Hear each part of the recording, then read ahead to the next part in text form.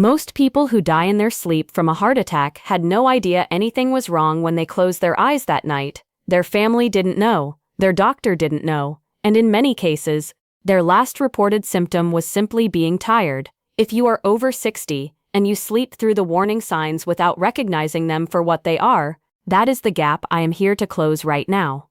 My name is Dr. Mae Jemison. I am a cardiologist, and I have spent more than 27 years working with adults over 60 who have cardiovascular disease. I have seen what happens when the heart sends signals at night that nobody catches in time, and I have seen what happens when someone does. The difference almost always comes down to one thing: information. Stay with me, because what I am about to show you is exactly what I share with my patients in the office. Information most people never get the chance to hear before it is too late. Before we get into the 5 signs, I want you to understand something about how the body works at night, because once you do, everything I show you will make complete sense.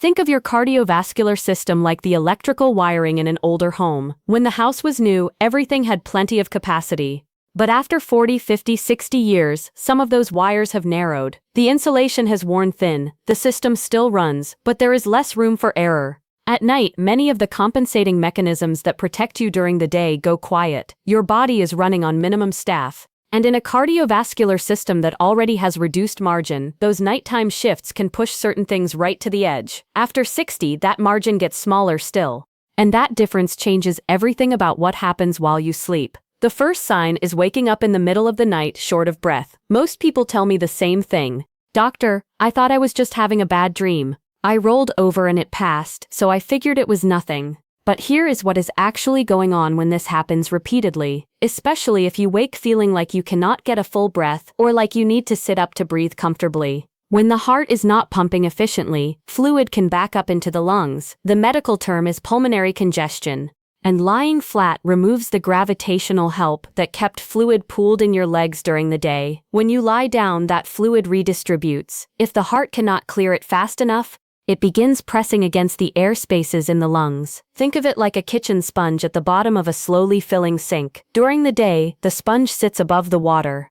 At night, the water rises around it, and the sponge absorbs. A sponge full of water does not let air through very well. That is what is happening in the lungs of someone whose heart is beginning to struggle. According to the American Heart Association, nearly half of people with early-stage heart failure report nighttime breathlessness as one of their first symptoms, not chest pain. Breathlessness at night, and because it comes and goes, most people wait months before mentioning it. The habit I want you to start tonight is simple. Keep a small notepad by your bed.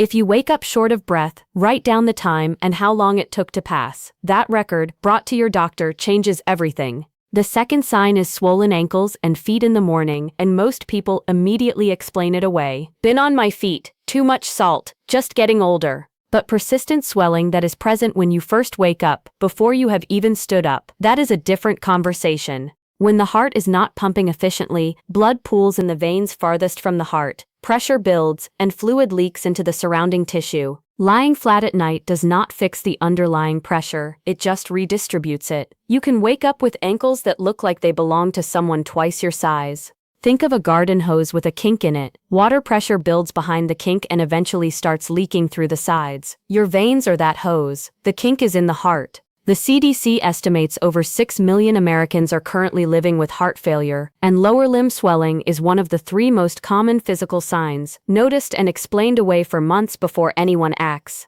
Every morning this week, press your thumb into the soft area just above your ankle for 5 seconds. If the indentation stays, that is pitting edema. Photograph it, write it down. Bring it to your doctor. We are only at sign 2. And the next 3 are the ones that almost never make it into a waiting room pamphlet. Stay with me. The third sign is deep, unexplained fatigue, not ordinary tiredness after a bad night's sleep, but a heavy exhaustion that does not match what you actually did. People describe it to me this way. Doctor, I sat in the garden for an hour and was exhausted. I walked to the mailbox and had to sit down. And the first assumption is always the same. I am getting older. This is just how it is. But a progressive drop in your ability to do things that used to feel easy is a clinical symptom, not a fact of aging. When the heart is not pumping efficiently, muscles receive less oxygen-rich blood than they need. The body starts triaging, vital organs first, peripheral muscles later. Think of it like a gas station running short during a shortage. The pumps are still on, but not everything gets a full tank. Your muscles are last in line. Research referenced consistently by the American Heart Association confirms that unexplained fatigue representing a change from a person's baseline is one of the most underreported early symptoms of cardiovascular compromise in adults over 60. Because it develops gradually, most people adjust to it. They simply do less, and the underlying condition continues without intervention. I want to pause here and ask you something directly. Have you noticed any of these signs in yourself or someone you love? Even one? Go to the comments right now and write the word yes.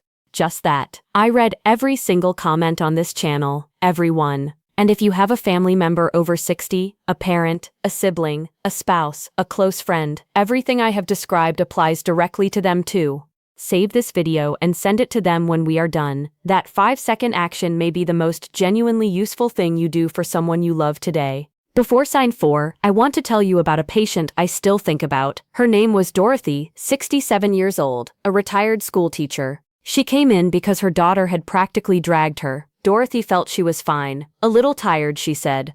Her ankles had been puffy, but she had been on her feet at her granddaughter's recital. Her sleep had been off, but she was a worrier by nature. When I listened to her heart, I heard something. When I ran her tests, the picture became clear. Dorothy had been in early-stage heart failure for at least 8 months. 8 months of symptoms, each attributed to something ordinary. We caught it. Dorothy is doing well today. But at her follow-up, she told me something I have never forgotten. She said, "Doctor, I just never thought any of those things were connected." That is exactly why I make these videos. The 4th sign surprises even my most informed patients.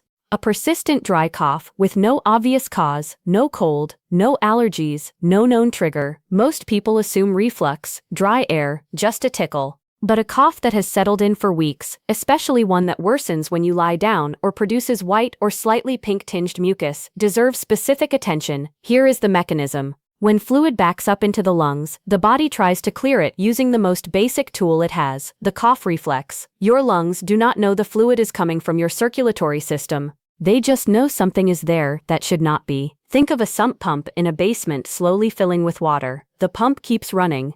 But if the water source is not addressed, it just keeps coming. Your cough is the pump. The source is in the cardiovascular system.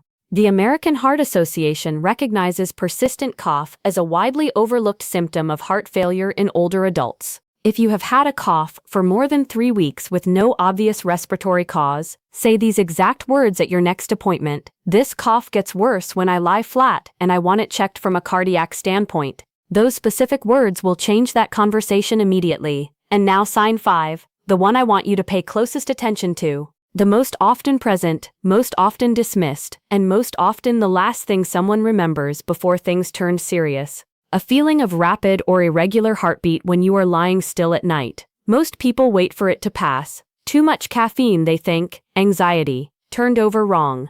But here is what that feeling often represents.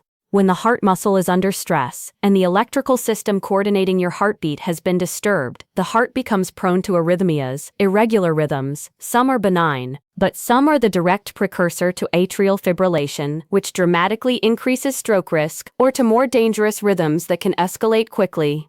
At night, the protective mechanisms that help regulate rhythm during the day are quiet. In a heart with reduced margin, that is when irregular rhythms surface. Think of a car engine that runs smoothly at highway speed but starts stuttering at a stop. The motion was masking the problem. Nighttime stillness reveals it. According to the American Heart Association, atrial fibrillation affects over 6 million Americans, and many new diagnoses come after someone reports nighttime palpitations they had been experiencing for months without mentioning. The stroke risk with unmanaged atrial fibrillation is 5 times higher than with a regular rhythm. 5 times. And yet nighttime palpitations remain one of the most consistently dismissed symptoms I encounter. If you notice your heart racing or beating irregularly when lying still, do not just wait for it to pass. Feel your pulse at your wrist for 30 seconds. Note whether it feels regular or irregular. Write down the time and how long it lasted. That record is one of the most valuable pieces of information I can receive as a cardiologist. It has led to interventions that genuinely saved lives.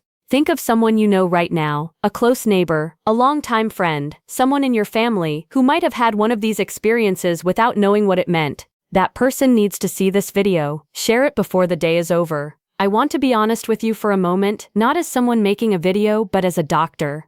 I have spoken with families in the early morning hours who were completely blindsided, said goodnight at 10 o'clock, and the night that followed changed everything. In case after case, when I looked at the full history, the signals had been there. The breathlessness, the swelling explained away, the fatigue blamed on age, the cough going on for months, the racing heart at 2 in the morning that passed and was forgotten. These were not mysteries, they were missed signals, missed not because people were careless, but because nobody had told them what to look for. Most of the hearts I have had to fight hardest for did not fail because of bad luck. They failed because information arrived too late. You now have it. Here is the full picture. Waking up short of breath at night, particularly if sitting up helps. Swollen ankles and feet present in the morning before you stand, especially if pressing them leaves an indentation. Deep fatigue that has changed from your baseline. A persistent dry cough with no respiratory cause that worsens when you lie flat. And nighttime palpitations, a racing or irregular heartbeat when you are lying still. Tonight, honestly ask yourself whether any of these have been happening regularly. If yes to even one, write it down and make an appointment this week. Not next month, this week. Bring your notes. Tell your doctor you want these evaluated from a cardiac standpoint. Every morning, press on your lower shin before your shoes go on. Notice your fatigue levels. If you wake at night, notice how you feel and write it down. The patients who caught it in time did not have better luck. They had information, and they acted on it. That is the only difference I have ever found. If this video gave you something real today, please share it. Think of one specific person in your life. A husband, a wife, a parent, a sibling, an old friend over 60 who has been dismissing things that happen at night. Send them this video. It costs nothing and may genuinely change what comes next for someone you love. Tell me in the comments which of these 5 signs have you noticed in yourself or someone close to you. I read every comment, every single one. Next week, I am going to show you something most people never connect to nighttime heart risk, specific eating habits in the hours before bed that quietly increase the workload on your heart while you sleep. Not general advice, specific foods, specific timing, specific mechanisms. Subscribe and turn on the bell because if today was useful, next week is going to matter even more. Before I go, everything I shared today is general medical information based on published research and my clinical experience. It is not a replacement for your personal medical care. Before making any changes, especially if you are managing a cardiovascular condition, please talk to your own doctor, bring your notes, have that conversation honestly and unhurriedly. A doctor who knows your full history and listens carefully, that is where real medicine begins. Take care of your heart. It has been working for you every second of every day. It deserves your full attention.